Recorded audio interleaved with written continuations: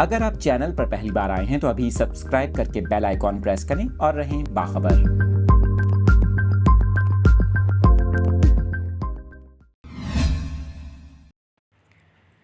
کراچی سے یہ تشویشناک خبر آپ کے ساتھ شیئر کر رہے ہیں۔ آپ کو بتا رہے ہیں کہ نگلیریا وائرس ایک اور کراچی کے شہری کی جان لے گیا۔ ایک ہفتے کے دوران 3 افراد انتقال کر گئے۔